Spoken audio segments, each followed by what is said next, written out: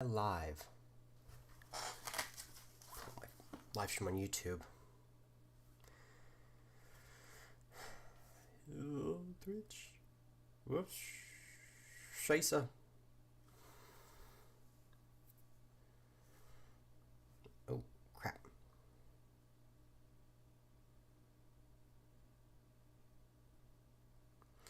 Okay, good. I'm live there. Can I hear the live stream? Crap, I'm still connecting my earbuds.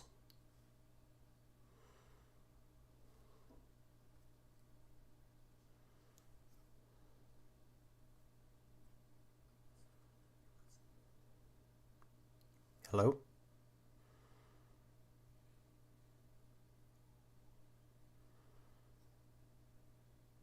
Hello? Hello? Okay, I can hear myself on Twitch. Can I hear myself on YouTube?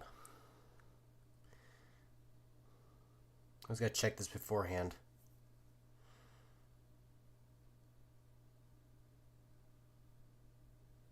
Hello? Okay, yep, I can hear myself on both live streams. Very good. Okay, that's good. Okay, y'all. This is gonna be a bit of a more serious live stream, not as jokey, no games. This is gonna be a bit of a shorter one, as you probably read in the title. This is war discussions now, or discussion.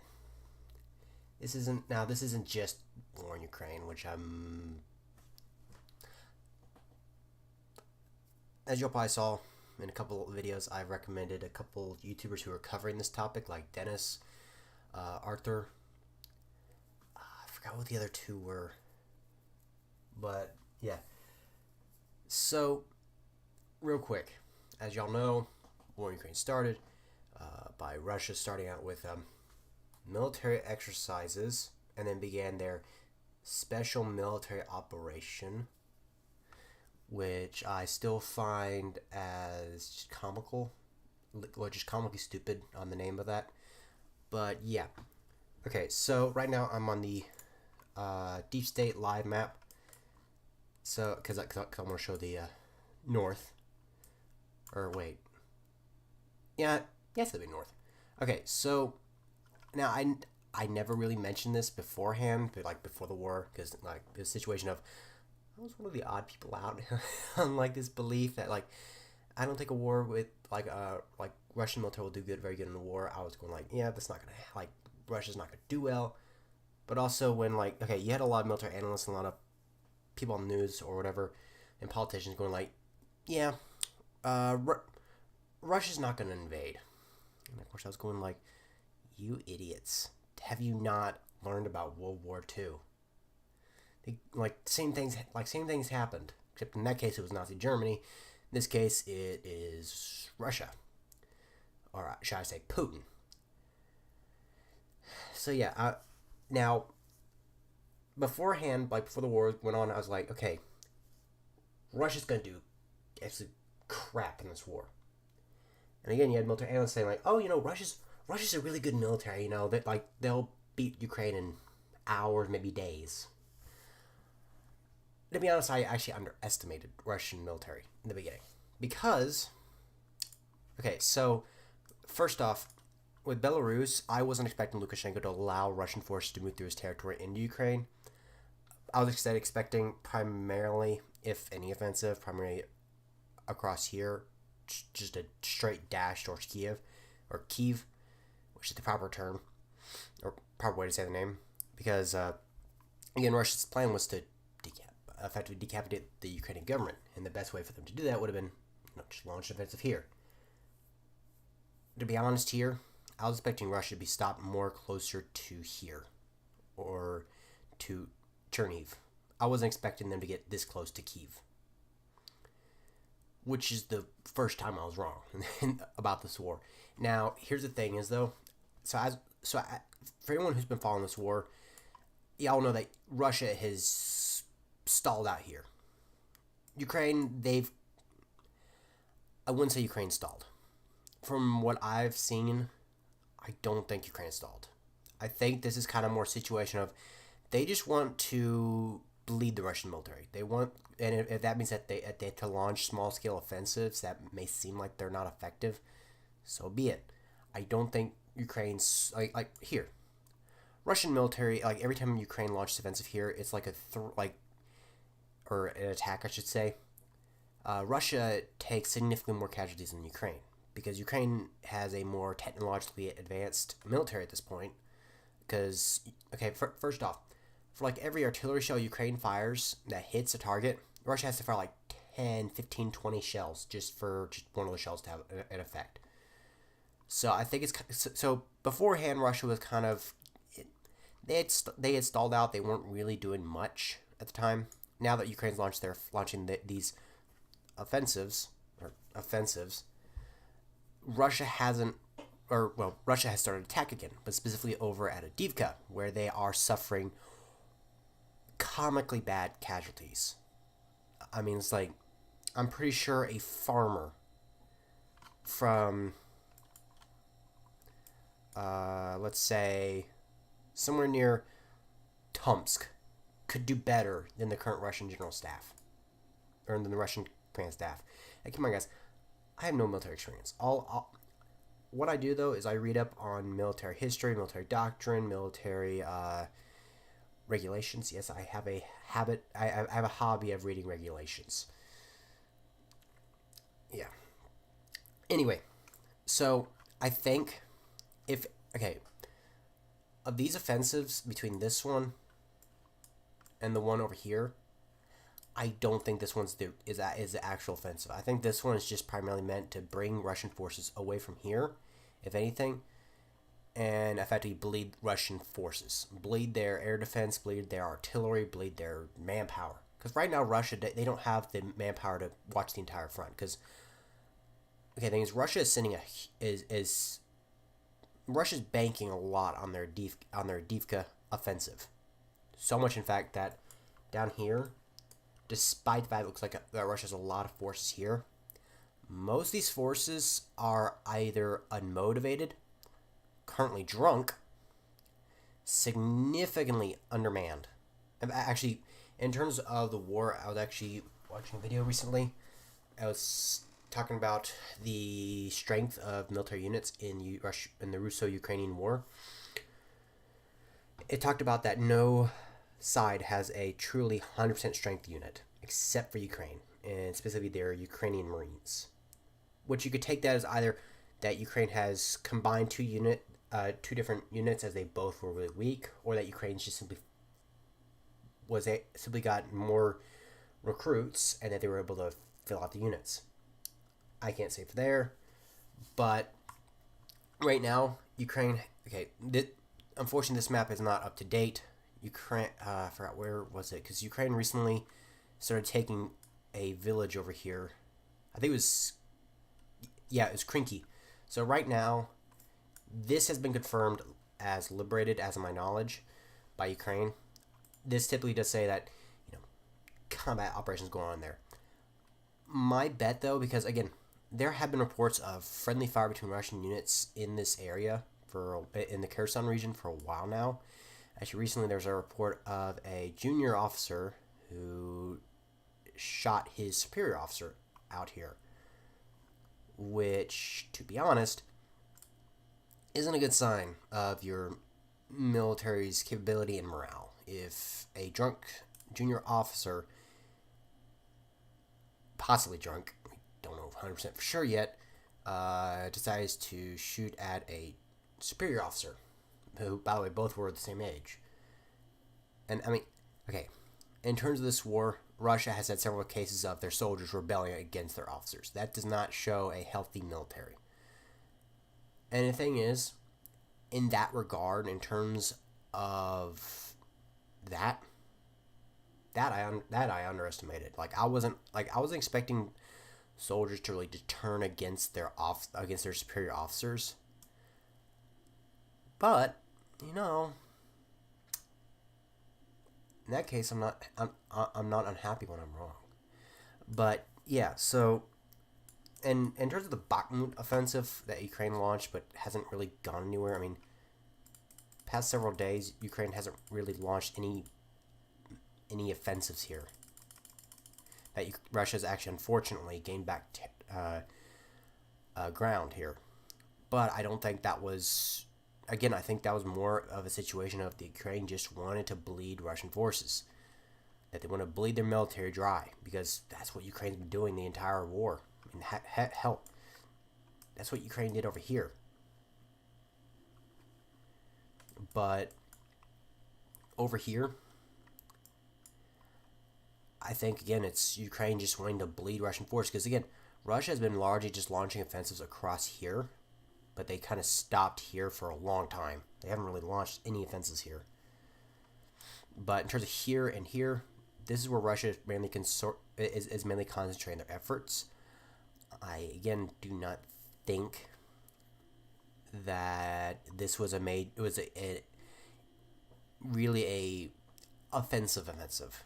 Like, I think this is more of a situation of that Ukraine, they just wanted to kind of tease Russia into launching further offensives in hopes to just bleed their military dry. Because right now, okay, I don't know if YouTube will let me show it or Twitch, because I don't know Twitch's policy, because I don't really do Twitch all that often. But there are actually videos of Russian artillery units being sent empty artillery shells. Russian government, everyone. The most inept, well, one of the most inept governments in the world right now. But yeah, and okay, another thing, you had people like Trump who were saying that, Putin's smart. No, he's not. From the beginning, I was saying, like, Putin ain't that smart. Okay, first of all, when Putin launched his anti-corruption campaign, it was more along the lines of purging the government, and that's a picture above my computer, and it was kind of launched. Anyway, so in terms of the people who were purged, most of them were people who were actually criticizing the current structure of the Russian military, the government, the people who were actually would have helped with ending the corruption. But then Putin starts promoting these extremely corrupt individuals.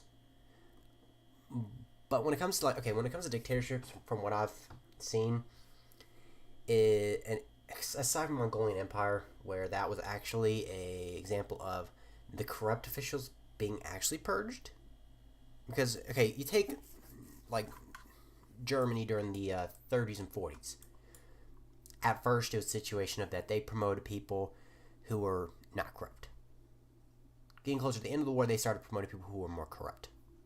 Soviet Union, their entire military was corrupt, with the exceptions of maybe a few, like Yuri Zhukov. I mean, hell, after the war, if Yuri Zhukov wanted to, he could have taken power in Russia or in the Soviet Union without any opposition, because most of the military was pretty loyal to him. In fact, he was actually one person that that Stalin was afraid of in the Soviet Union, that he was afraid to try to purge, because, again, he was extremely popular in the Soviet military. That, again, if he wanted to, he could have done what Wagner did, except in this case, take Moscow.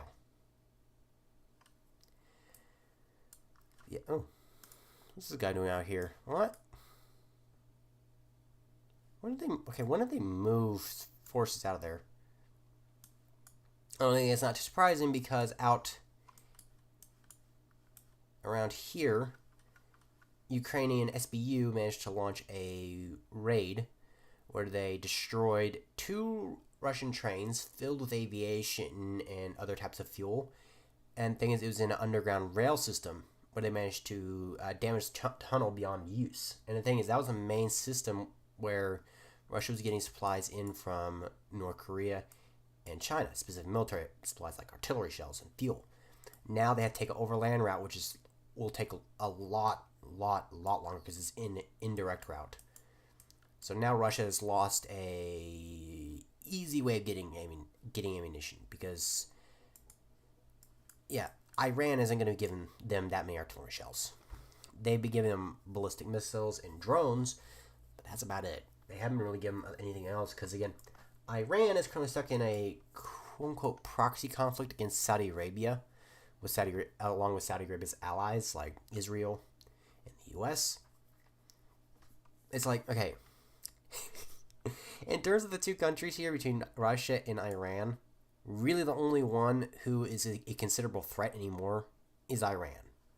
Russia is about as much of a threat as Liechtenstein. Joking there, but trying to get at least a little lighthearted. But from what I've analyzed, there's two ways, maybe three or less, ways Russia can win this war. First off, they'll have to make a sacrifice. Because, again, Russia does not have the manpower to watch the entire front line. Either Russia will have to give up this part of their territory, of the territory they've conquered, or they'll have to give up this area, or maybe most of this area. And then they can just concentrate their forces here and here. And the Russian attack on the dam here was a stupid decision on their part, because with this draining, Ukraine one day could just launch an armor offensive across the Dnieper River, right here. Now, granted, it'll need a significant amount of logistical support because there's still water there, just not as much, and a lot of it's dried up. Now, granted, eventually it will fill back up one day, but Russia kind of shot themselves in the foot for maybe like a few weeks of relief from the Ukrainian special forces raids that will be launched across here. And in terms of this area right here, it really should be great because no one really truly owns it, because it's kind of more of a battleground between between Ukrainian and Russian special forces, considering most of Russia's special forces are just destroyed. It's like, does Russia even have special forces anymore? How badly they've been mismanaging their special forces. And like Russian special forces, they also are incredibly inept as well. I mean, heck, take some of these hostage rescues they did, where they could have done it very smoothly, but they completely flubbed it up in every turn. But yeah, again, the only way I can see Russia somewhat winning this war, I mean, if Russia conquers Kyiv at this point, it's not a victory for Russia. It's not even a pure victory. It's more like, hey, we conquered somebody, but we have no military now, because we just threw them at a formidable wall continuously with no strategic thought behind it. Yeah, it's like, even if Russia wins this war, I wouldn't even call it pure victory. For Ukraine, if they win this war, it'd be a major victory, because it means that they beat the world's second most powerful military on the field and politically. Yeah, the only way I can see Russia win this war right now is for them to give up a massive territorial area and then just hold as long as they can, launch missile strikes along the front line and along the supplies. What Russia does what Russia did during the last winter of striking at the cities with their energy infrastructure, considering nowadays destroying a energy infrastructure isn't as strategically viable as it may have been in the past, where energy where energy wasn't as prevalent. Nowadays, when the fact that you have backup generators, you can you can just wheel around on like a flatbed. It's really stupid for Russia to launch missile attacks against the cities, because every time Russia has, it's just strengthened the Ukrainian resolve. If Russia wants to make use of their missiles, the only option they have that will actually be strategically or tactically smart and viable and useful, it's just launching missile strikes along the front line, and like no farther than I'm sorry to any Ukrainians out there, Vilniansk and Zaporizhia. Launching an attack on Zaporizhia is going to do nothing, aside from maybe destroying the bridges. But even then, Ukraine can just make use of the city of Dnipro instead. It's farther. And considering the fact that Russia has not been able to make up, has not been able to recover their missile stockpiles. Originally, it was a situation of after a missile attack, Russia had thousands of missiles left over. Now, hundreds. in Russia, and a lot of people saying, Russia's been able to make up for the for their lack of artillery rounds, missiles. They haven't. Corruption is one of the reasons why they haven't been able to, and also Putin, because Putin doesn't want to let his people know that they are actually in a war. Problem with that is that then you start actually putting actual effort into re-equipping your military and ending actual corruption, considering this is Russia we're talking about. Now, do I think Putin will get overthrown anytime soon? Unfortunately, probably not. As sickening as it is to say. But it's not impossible, because there's been overthrows of far more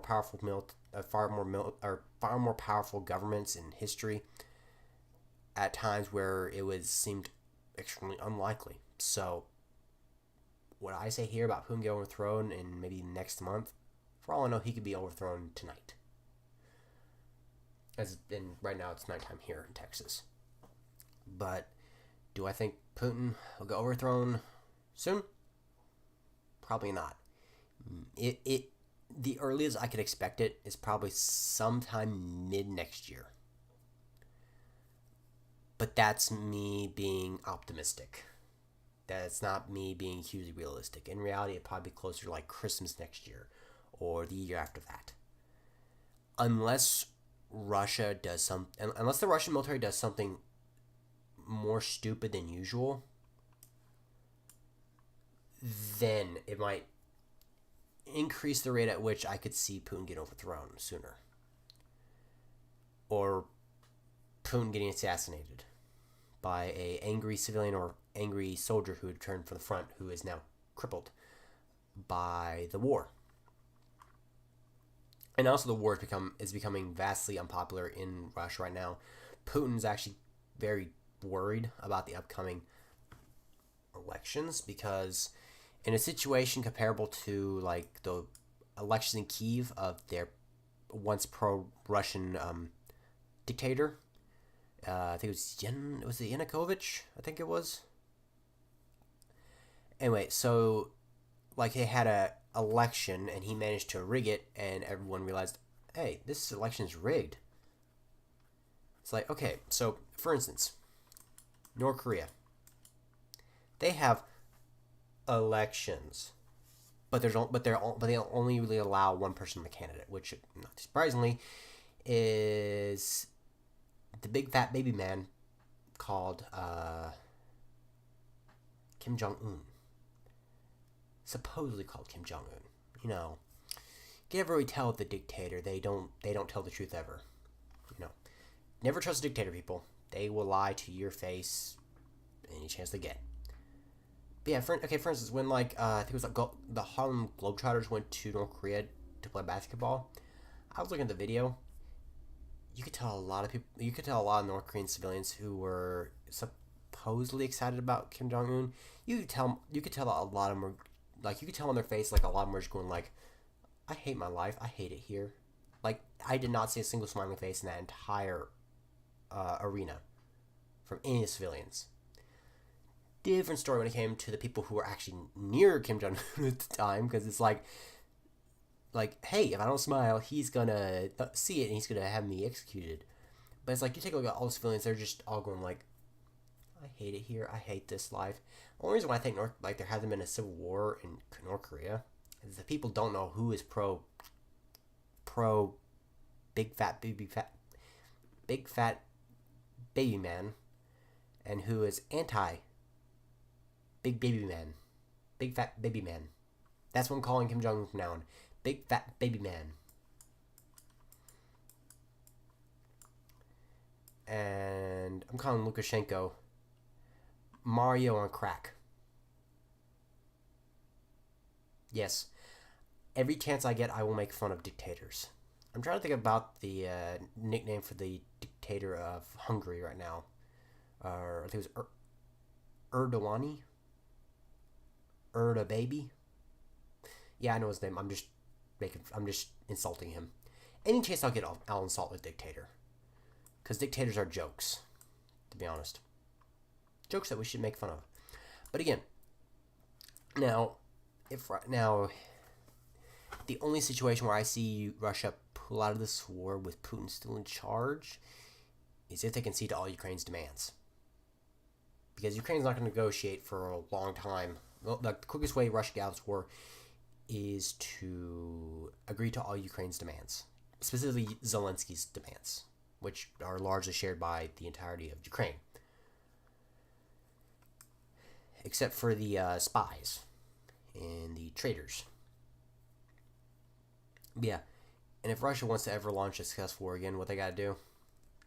Completely dismantle their command structure, completely dismantle their doctrines, completely build their military from the ground up, rebuild it from the ground up, fire their entire general staff, promote based upon capabilities, not corruption and loyalties. Because corruption and loyalty in a dictatorship for a military goes hand in hand. You cannot have a loyal officer without having a lot of corruption. Because again, they're loyal because they get paid, because they get power. You know, Russia is probably the most corrupt country in the world. Now, okay, let's pull up a different map because I can actually then see it. Okay, let's go to China, Taiwan. Yeah, there's no war right now, and yes, I do recognize Taiwan. I do not recognize China until they recognize Taiwan. Do I think Xi Jinping is going? Yes, that's the insult. That's one of the insulting nicknames I use for him. Do I think Xi Jinping is going to invade Taiwan? Well, okay, first off, well, I think if Xi Jinping were to invade Taiwan, in one way or form, it would be the end of his reign as the dictator of China. Xi Jinping is another... Well, he's a smart idiot, if that makes sense. Basically, he's holding his cards close to his chest, not wanting to reveal them. Putin effed up when he revealed his cards to everyone that he decided to invade Ukraine. Xi Jinping is looking at... I'm trying to think of a clever or an insulting nickname I could give Putin. How about... No, Tootin is too good. Mr. Tootin. Okay, I'll just call him Mr. Poopin. Because I can't think of anything clever right now. So, Mr. Poopin decided to reveal his cards to the world. That significantly weakened his position. Like, he could have maybe argued it, but now no one's going to accept it, except for idiots. Like, I typically try to not talk about politics inside the U.S. because I know they're so divisive. But Mr. Ramaswamy, or however the hell you pronounce his name, is a complete moron. He does not eat. He's like, okay, now, at this point, because considering the fact that the Democrats even hate Biden just as much as the Republicans, I can say it now. He's as much of an idiot as Biden. I'm not gonna say anything about Trump. I don't like Trump. I don't like Biden. I don't like Ramaswamy. I don't like a lot of the political candidates because a lot of them are just idiots. I'm not gonna say anything else other than that. I don't like just yeah. Okay, so Mr. Xi Jinping, or I'm just gonna call him Mr. Ding. Mr. Ding wants to invade Taiwan, but most of China's semiconductors come from Taiwan. Through other basically, it's kind of a situation of Taiwan sends them to other markets or sends them directly to China. Somehow they end up ending in China. If any of those factories are damaged, Mr. Ding is gonna have to worry about. Okay, we can't build anything new. Parents are going to be worrying about the same situation that Mr. Poopin is in. Mr. Poopin can't get semiconductors or microchips because they're made in Taiwan. And Taiwan has cut off all trade with them. because Taiwan is pro-US. And what's this on the map? Oh, okay. And yeah, so Mr. Putin can't get his semiconductors or chips because Taiwan is pro-Ukraine. In fact, Taiwan's even sent military aid to Ukraine. Which, if your country hasn't sent military aid to Ukraine, then what the hell are you doing? I mean, I can understand if you're Liechtenstein, you have no military. I mean, maybe send them over some sandbags or whatever. Or maybe buy some drones. Like Arthur is. Arthur, you're a good man. You're a good man, Arthur. I hope I'm pronouncing your name right. Yeah, Mr. Ding doesn't like Taiwan being there, but he can't really do anything without him taking a massive fall. Not literally, but figuratively.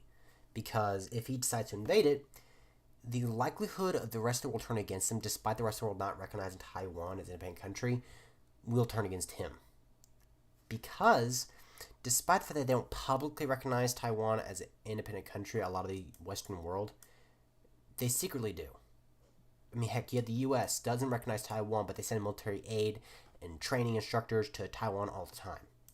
So if that is anything to go off of, based upon history as well, the likelihood of Mr. Ding invading Taiwan, highly unlikely, but not impossible.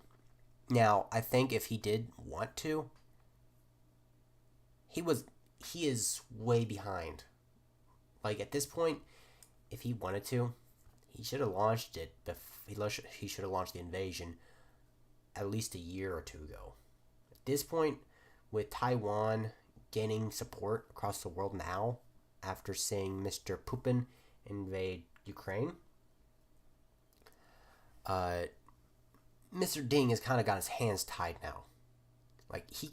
And also with the one-child policy, that really just flubbed up his chances, because now China is suffering from a population crisis. Most of the population is no longer military age. They're old. And if the young ones go off to war, that's going to be populations that they can't recover from. So, really, Mr. Putin, he shot himself in the foot here. Same with Mr. Ding. Mr. Ding shot himself in the foot here, too, by enacting the one-child policy. Now, do I think Mr. Ding will invade Taiwan again? Or will try to invade Taiwan? Not again, but will he try to invade Taiwan? I don't think so anytime soon. Because then he really lost his chances years ago. Back when Taiwan wasn't heavily supported. Back when China didn't initiate their Wolf War diplomacy, which got countries like Lithuania to hate them, and several other countries now. Several countries now actually do not really get any goods anymore from China because they are unwilling because of what's happening in this area. The slave labor and concentration camps and extermination camps that China has built against not only the Uyghur Muslims but also the Tibetans around here, which is one of the largest ethnic genocides in the 21st century, from what I have analyzed. No real official sources have really stated it because, unfortunately, majority of them are pro Ding. Unfortunately. Now, divisive topic here. The war in Israel and Palestine. Despite the fact that the idea of the Palestinian identity is a fairly new one, only really coming to be about 100 years ago, where the Israeli identity has been around for thousands of years. I think it's like AD, I forgot what year it was. But basically the whole Palestinian thing. So originally there were two kingdoms here, but they were unified. They were a kind of Jewish kingdom and a kingdom that no longer exists because of the the Muslim invasions of Israel. Now, this kingdom was a Muslim kingdom, but the two kingdoms lived in peace. They agreed with a lot of things. They were in agreement. They liked each other. But then the Muslim conquest and invasion of the two kingdoms, eventually leading to the Ottoman control of it, where Jewish people were moved from Israel when Palestine and Muslims were forcibly placed in here. Now, do I think the villains that are Hamas have a chance to win this war? Hell no.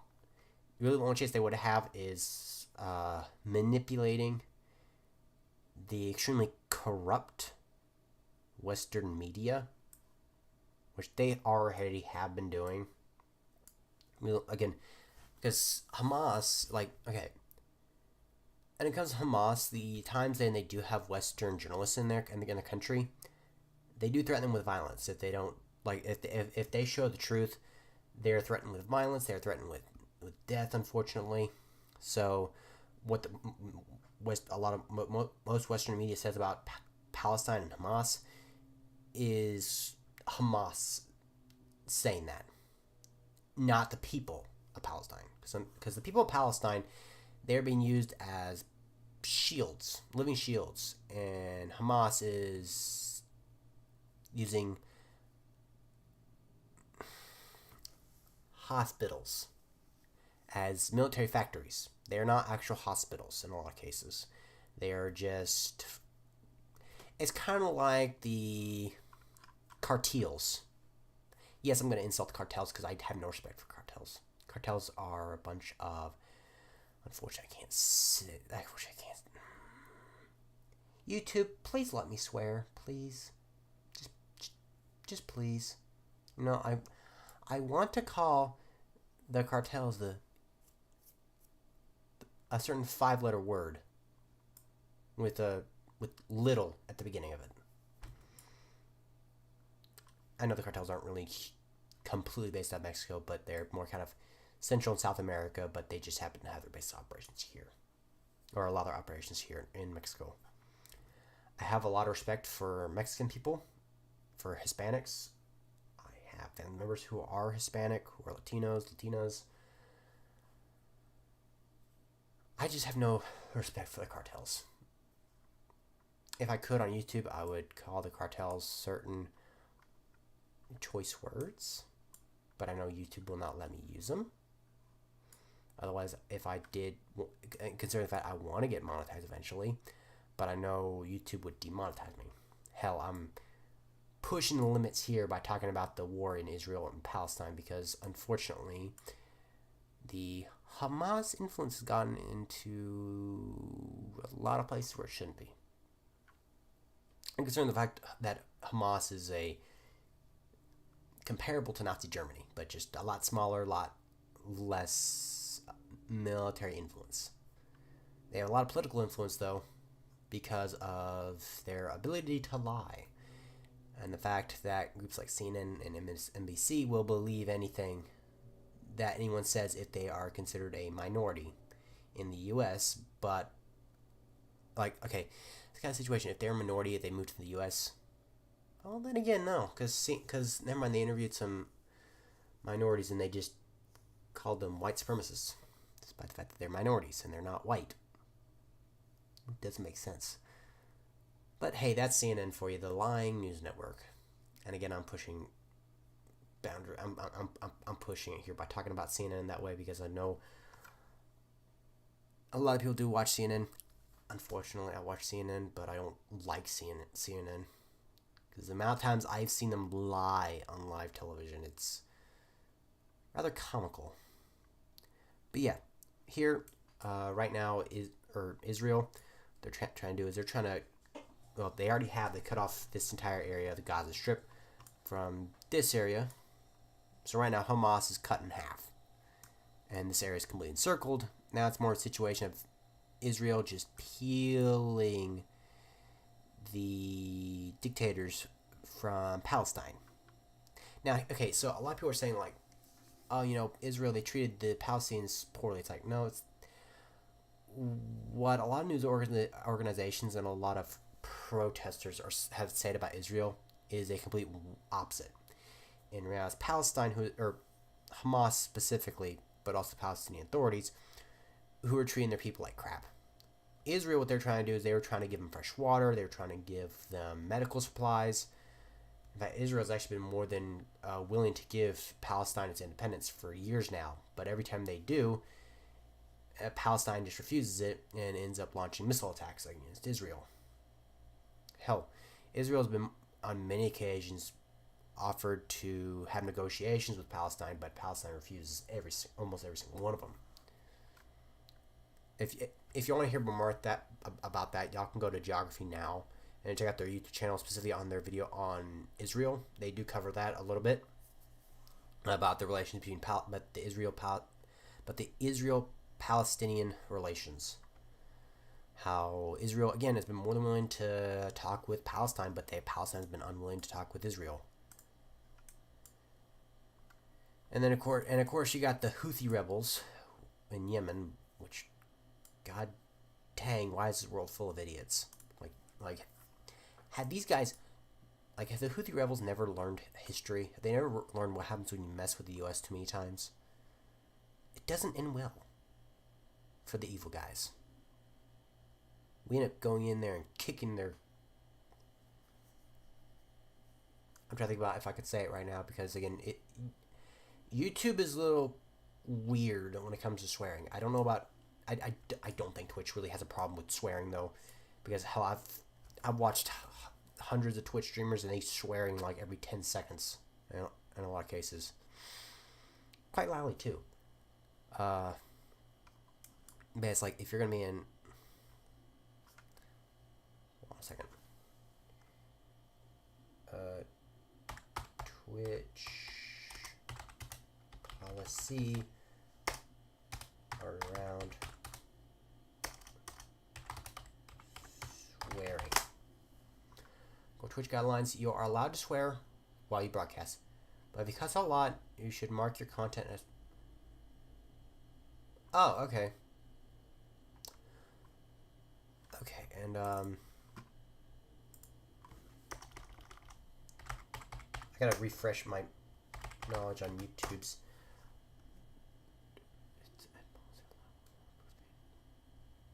Moderate profanity can now earn ad revenue, while stronger profanity may receive limit on ads. Okay. So I'm going to say it. Houthi rebels. Hamas. Mr. Putin, the dictator of Russia. Mr. Ding, the dictator of China. Cartels. You be an ass, then you're gonna find out why you don't be an ass around the allies or around the U.S. Hell, the fact that there's discussions about declaring war on the cartels. I will not use the proper name on YouTube or Twitch. Maybe in real life, but not here, because I have no respect for them. They're complete morons. Yes, I will insult the cartels every chance I get, because they do not deserve respect. Because as I've learned, you give an ass respect, then they're going to take advantage of that. That's what happened with this guy here and the guy here and the child here in North Korea. I forgot to mention North Korea. But yeah, what's this? France imposes sanctions on Hamas, Gaza chief. Sanctions? Dude. Okay. Oh yeah, because Hamas has routinely used supplies that were meant as humanitarian aid and turned them into weapons. And people are saying to send humanitarian aid to Palestine. You're just going to send them mobile weapons for them to try to commit an ethnic genocide even faster. U.S. State Department will impose visa bans against individuals involved in undermining peace, security, or stability in the occupied West Bank. I agree with that. I may not agree with our current presidency, but that at least that's one thing I agree with. Like, as much as I don't like our current president, there are at least some things he's done I do somewhat agree with. Like, his support for Ukraine now, I admit, he hasn't done enough. And he hasn't done it fast enough. As president, we must work to establish it. Okay. Turkey. Just stay out of this, alright? Just continue aiding Ukraine. Stay out of the Middle East. Last time that happened, several wars happened, and an ethnic genocide happened. So stay out of the Middle East, Turkey. And I'm referring to the Ottoman Empire there, because the Ottoman Empire was based around Turkey. So Turkey, just stay in your lane, bud. You may be our ally, but sometimes I question that. Same thing with Hungary. Hungary, it's like I question it sometimes. Also, any Finnish viewers out there, welcome to NATO. Welcome to the family. I don't even know the name of the. Hold on. Who's the you know what, I'm just gonna, instead of calling them dictators, I'm gonna call them the asses of the countries.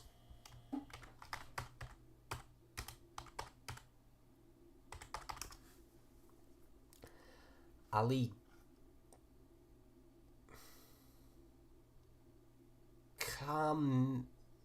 Kamania Kamana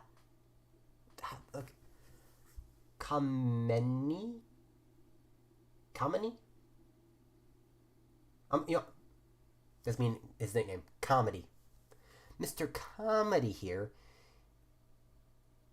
is an ass.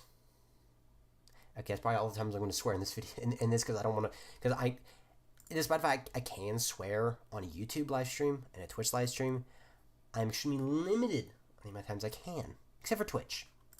Twitch is a lot more lenient when it comes to swearing. God, this is the most I swore in, well, anything on YouTube. So I gotta be extremely careful when it comes to swearing. Okay, so the next one. I didn't put a whole lot of input on Hamas and Israel because it's a highly tense topic. But let's go down to the. Okay, actually, who's the ass of Venezuela? I'm not making bottom.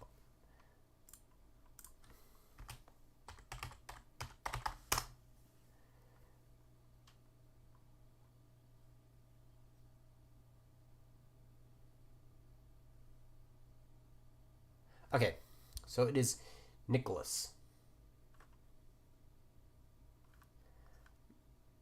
Okay, I'm gonna call him Mr. Mad. Okay, so Mr. Mad wants to invade the independent country of Guyana.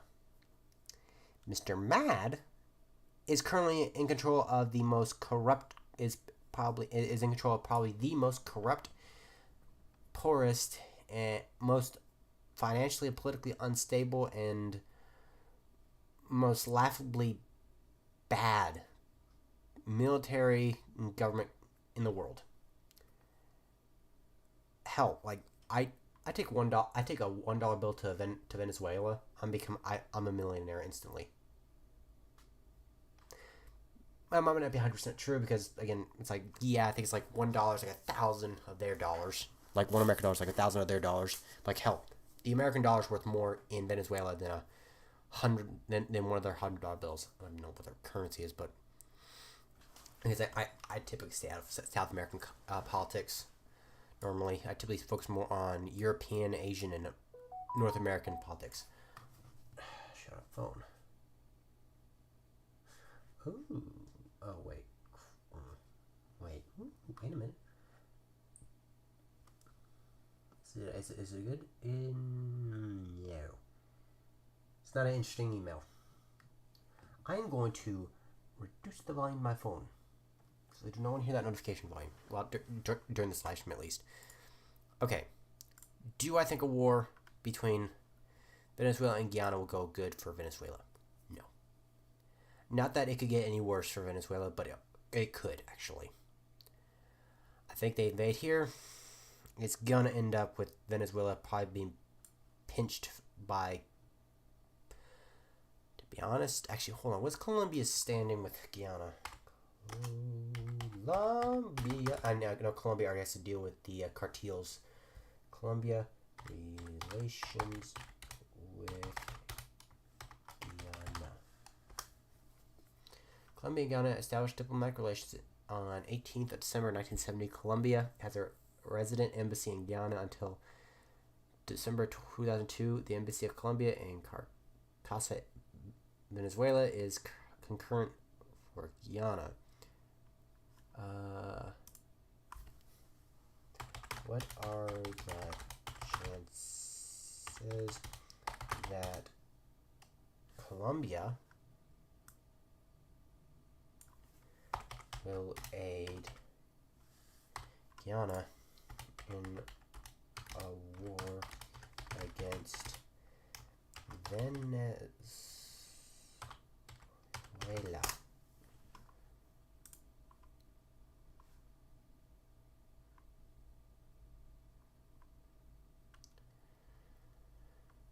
I'm not seeing articles on it. Well, okay. Okay, let's see. So, Colombia, pro-Western democracy. They actually, as of my knowledge, I think the U.S. military actually sends instructors here on occasion. They train with the Colombian military. In fact, I think Colombia is actually a NATO ally, or a ally of NATO. So I think probably if Venezuela does invade Guyana, considering Guyana has pretty good relations with the West, I think Colombia might declare war on Venezuela too, or at least support Guyana in some way or form. Maybe military, maybe sending them arms. Maybe. Although again, I don't think a war for Venezuela against Guyana will go over good for Venezuela. Even if they conquer Guyana, again, I don't think the war will be good for Venezuela. Even if they win like unconditionally, it's gonna suck for Venezuela regardless. Now, this is gonna be difficult talking about because I know most of my viewers are from the U.S. I'm from the U.S. too, but I'm getting my point. All right. Do I think the U.S. will support Venezuela? Will support Venezuela or Guyana? Considering the fact that Biden wants to support Venezuela because Venezuela is going to be because they want Venezuela to go for elections, for free and fair elections, which they haven't had in years since they are a socialist country. So socialism is not good, people. It is not good. Every time it's been used, it has killed people. Thousands of people, actually. And in one case, or two cases, 4, 5, 6, 7, a lot of cases, it's killed millions. So do not trust a socialist country at all. Do I think Venezuela or U.S. will support Venezuela or Guyana? Guyana for sure, because they are the country that has free and fair elections. I don't think they'll support Venezuela. If anything, the U.S. will probably invade Venezuela to establish those free and fair elections. But do I think Biden will do it? Considering Biden has cold feet about everything externally when it comes to politics and everything internally, I don't think so. Unless the House and Senate, which concerning those areas, despite what you see on TV, they actually get along very well. With the Republicans and Democrats, they get along pretty well normally when not on TV. It's like it's a whole show. But unless they can put enough pressure on the president, if they do, I can see an American invasion of Venezuela if Venezuela attacks Guyana. Whatever Venezuela does against Guyana, it's going to suck for Venezuela. Let's talk about Cuba real quick, right? Now, I know no wars with Cuba, but Cuba is currently in a crap state. It's been a crap state ever since Castro rose to power. I think, considering the fact that Cuba's been going through some more, has been on a slow, very, very, very, very, very, very slow reform of giving the people rights, I think probably next probably 100 years, Cuba might become a democracy or republic, whatever it decides to go down. I don't think because the thing is, there have been several attempts to overthrow their government, but because there's no rules, but because the people there can't really arm themselves, which is why we need the Second Amendment. There was actually an election after World War II in the U.S. that was rigged by the mayor, and of course, American soldiers who had returned back from war with their weapons, they overthrew the mayor, because the mayor, well, they actually overthrew the entire city government because their city government was corrupt, and the mayor had rigged the election to make sure he and his allies won. That's why we need the Second Amendment. It's a check against dictatorships. That's why the Cuban people they need guns. I mean, if the Cuban people had right to guns, current Cuban government wouldn't be in power. In reality, it'd be a republic or democracy where people actually have rights. Right now, no one has rights in Cuba, except for the rich and the political higher-ups. Same thing with Russia and China and North Korea and Iran. People don't have rights there. And they give the illusion of rights to the men in the case of Iran, but really they don't have rights. In Russia, no one has rights, but they give the illusion of it. In China, if you're Han Chinese, you have illusion of rights. If you're anybody else, you're racially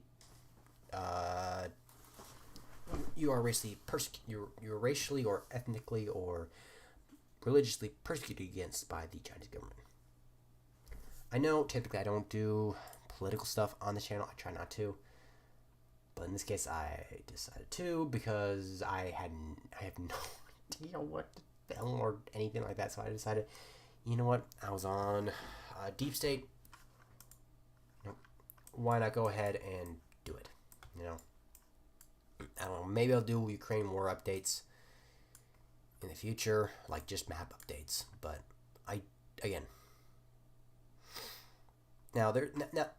there's a thing I've came up with. It's called the shelf life of a dictator. I'm not becoming the war in Syria. It's like I don't know much about the war in Syria, unfortunately, but dictators have a shelf life. Or dictatorships have a shelf life. Because I don't know of a single dictatorship that lasted forever. Like, because you have San Marino, oldest country. Where's San Marino? It's somewhere around here. San Marino, where are you? Well, San Marino's somewhere around this area. Oh, wait, here it is. San Marino, oldest country in the world.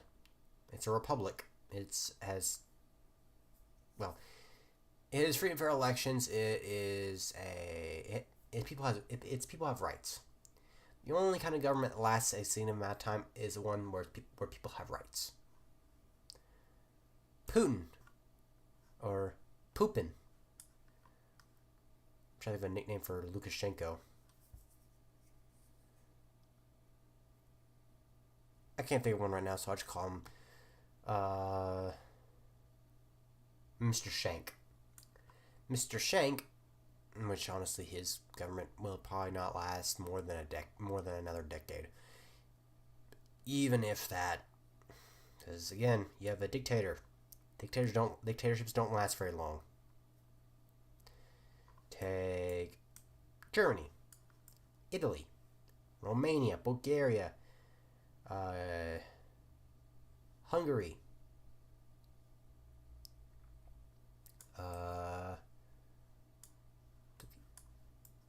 Japan, Thailand, or at the time called Siam, all of which were dictatorships during World War II. They didn't last very long.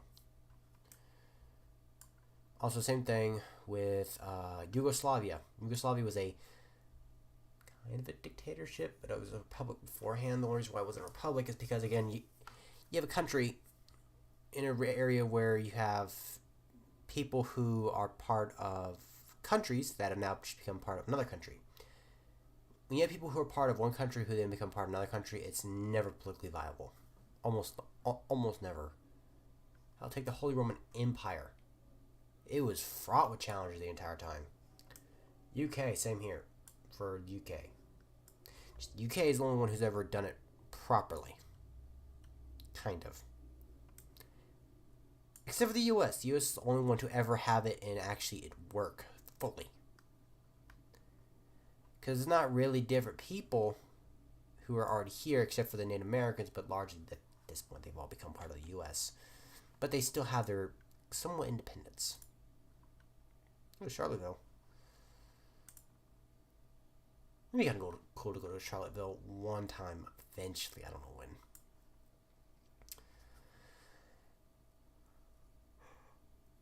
Hi. I sleep well last night. But yeah. In the US it worked pretty well. In Africa it sucks. Because most countries are arbitrarily drawn borders made by Europeans. Yeah.